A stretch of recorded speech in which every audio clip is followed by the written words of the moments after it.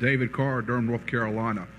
TAM Brands and U.S. Tobacco are two companies which are primarily single-focused product companies that seem to possibly have some barriers to growth in unit sales and pricing, and have employed a strategy of returning cash to shareholders through stock repurchases. Both companies have at times when they thought the stock was at a discount to intrinsic value used debt to accentuate their repurchases. Those companies recently have talked about problems with going into a negative stated shareholders equity position through the use of additional debt to repurchase more shares at a time when both companies believe their stock's very cheap, and they appear to have the type of long-term cash flow that would at least allow that. Would you comment on the at least accounting treatment and the stated shareholders equity, and if you think that should be a real concern for management in those areas? What was the first company besides U.S. Tobacco? TAM Brands. TAM Brands? Yes. Yeah, I don't think there's anything magic about whether shareholder equity is positive or negative. The Coca-Cola has a shareholder equity of $5 billion. It has a market value of $75 billion or so. Now, they're not going to do it, and I'm not going to recommend it, but if they were to spend $10 billion buying in their stock, they would have a negative shareholders equity of $5 billion.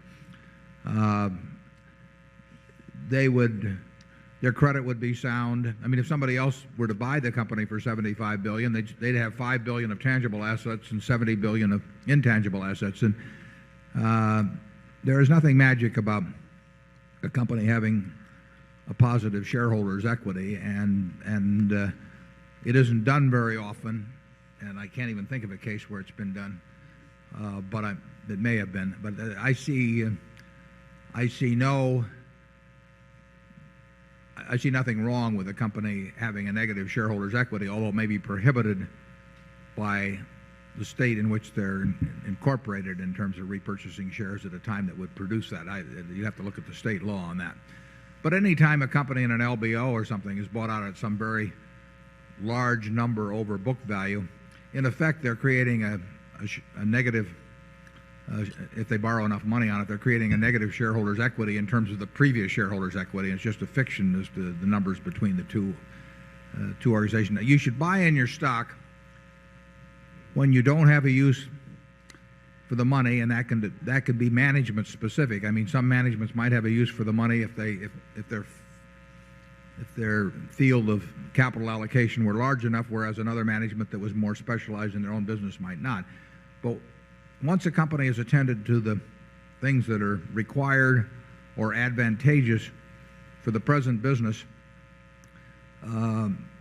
we think reacquisition of stock is a very logical thing to consider, as long as you don't think you're paying more than the intrinsic value of the business in doing it. And obviously, the bigger the discount from intrinsic value, the more compelling that particular use of money is.